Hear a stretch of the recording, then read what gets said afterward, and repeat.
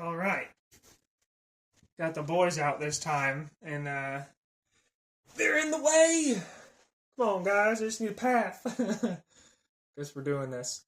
So what's up, guys? It's me back again, and little furry dudes are out, and I'm gonna be no, don't do it. This is funny. So I'm doing a review for Battlefield 6, and before I actually start this, I want to say that I was playing it all because right now, as I'm recording this, it is Sunday, and earlier this week they released Red Sec, which is basically their battle royale. So I'm going to be doing two different videos because Red Sec is its own thing. Probably a shorter video, but I want it to be its own thing because they released it separately. They didn't release it with Battlefield 6 when it launched. And I want to just do, in this video, I want to talk about campaign and the multiplayer. And so, if you don't know what Battlefield is, which is possible, most people know what Battlefield is, but if you don't, it is a shooter, first-person shooter game, similar to like Call of Duty and stuff like that, but the difference with it is like a larger scale thing, so the matches, like if you're playing like escalation mode and some of the other modes, they go up to like 64 players now, I believe. And there's vehicles, there's tanks, there's like transport helicopters, there's like Humvee kind of vehicles with turrets on top. There are fighter jets, attack helicopters, long range anti-air tanks. There's all kinds of stuff, and there's classes that kind of function differently depending on which one you choose. Like engineer is used to take down vehicles. There is also recon, which kind of like your sniper, but can also do a lot of spotting for the team. You know, there's all kinds of things, and so I want to review. I also review the multiplayer first because we're pretty much already talking about that. So, you know, it's like a typical Battlefield for the most part, and it's good. It's good because Battlefield 2042 was still I thought it was still a decent game, but for like the Battlefield series, it didn't. It was kind of like a step back, to be honest. It just wasn't as good. One of the controversial things, though, that I will say that I like, that it seems like but some other people did not like it, was when you're sniping.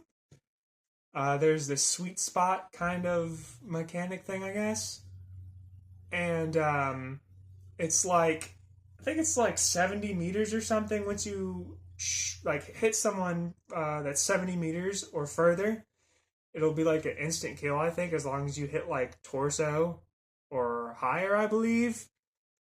I noticed it. I don't know exactly how it works, but I liked it. I liked that, you know, you didn't have to hit someone twice, you know, with a sniper rifle with shooting pretty powerful rounds. And, you know, I pretty much I don't really do like the smaller scale modes where it's like less players. I mean, those ones are fun too, but that's just kind of like, for me personally, it's similar to Call of Duty. So like, if I'm playing Battlefield, I want it to feel, like what Battlefield kind of does right, and that's the big modes, right? Like Escalation and Conquest. Those are by far my two favorites, and that's what I play most of. And it's just a lot of fun. When there's tanks, fighter jets, helicopters, there's explosions going off all over the place. There's this huge map that you can decide which points you want to try and take, and all these different things. And like I played all of the classes. I guess I kind of have my favorites. I would say I like spotting for people. I like to play more of like a supportive role. So I was of course playing support. You know, I like being able to revive people quicker, give people ammo and grenades and different things like that.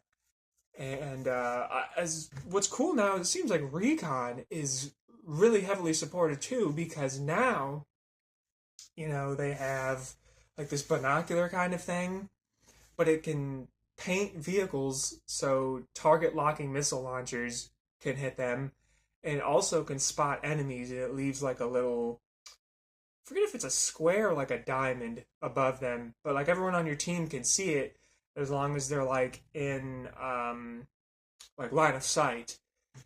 And the Recon also has this like Recon drone, and you can literally hide behind a rock and take this drone for a set amount of time. I think for like the battery dies or whatever to kind of keep it balanced. You could fly the thing around and just start marking enemies all over the entire map, basically, if you do it like fairly quickly. And it can really turn the tide.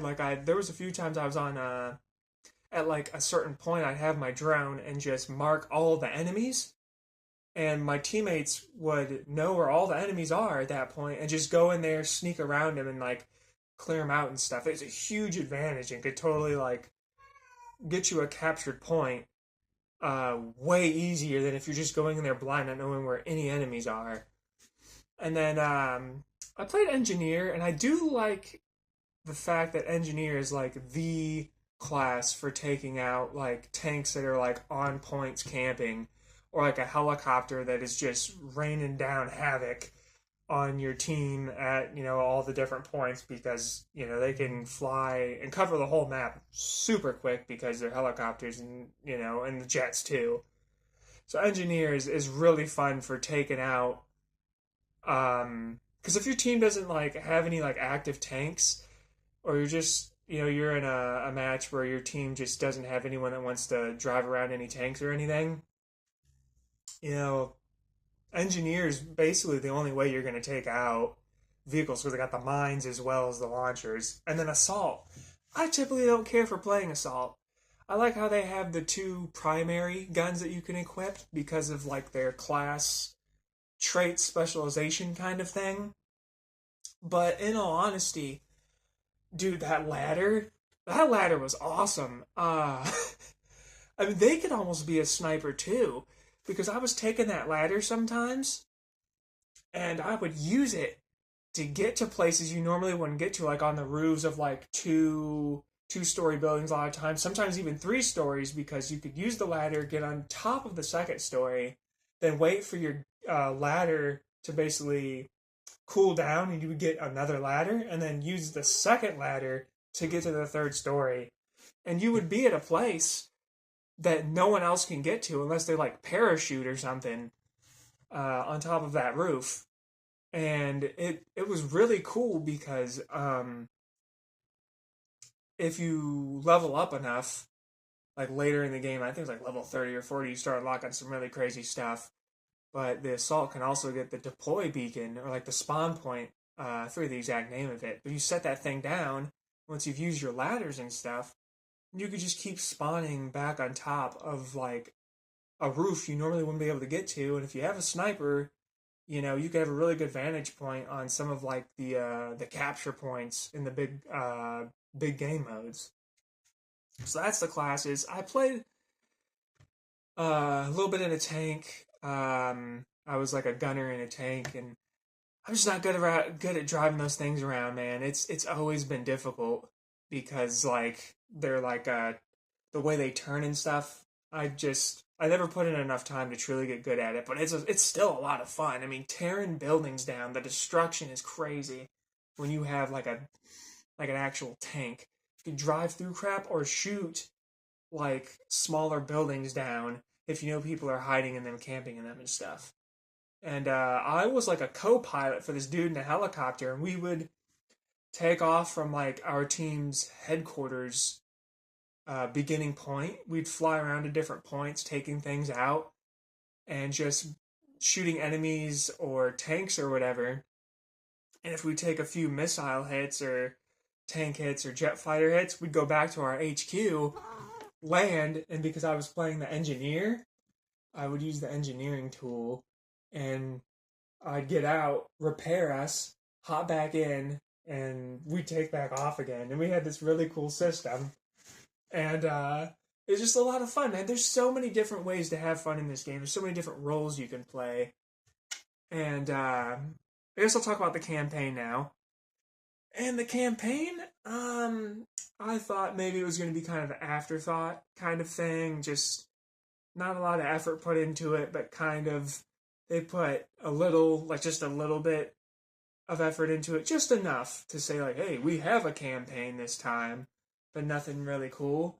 But I'll tell you what, there was good cinematics. There was like a sneaking around mission.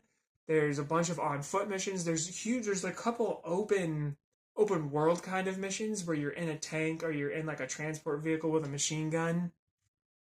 And the campaign was actually really good. I would say definitely play it if you have Battlefield 6 or are getting it.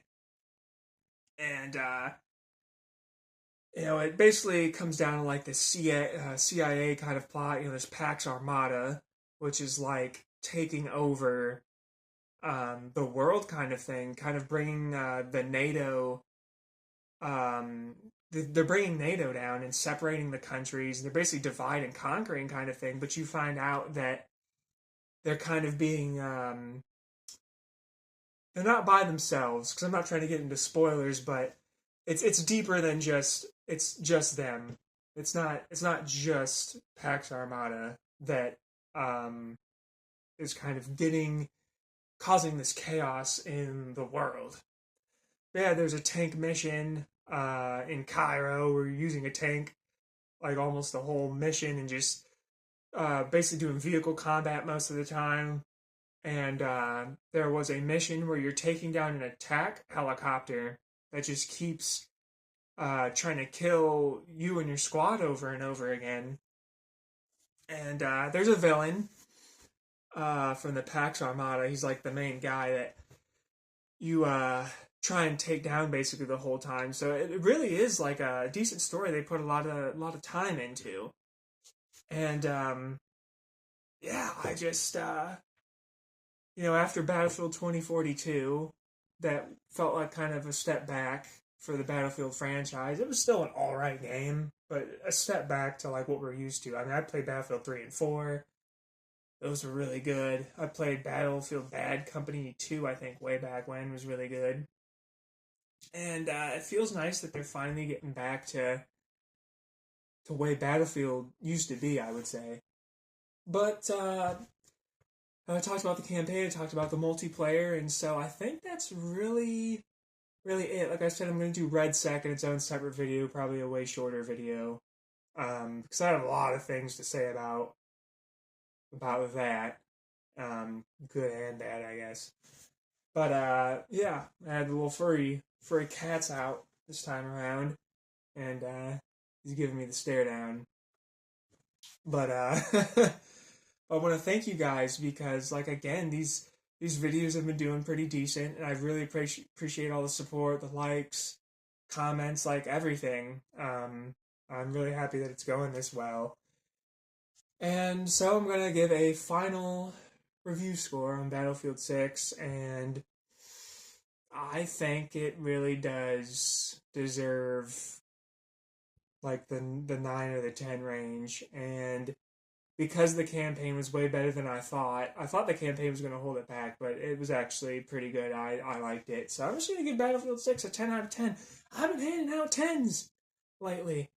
And I think that's a good thing for video games. We don't want a bunch of crap. You don't want another bad Battlefield. But yeah, thank you guys for everything. And I'm going to be doing the Battlefield RedSec video next. So thank you all for watching. Later.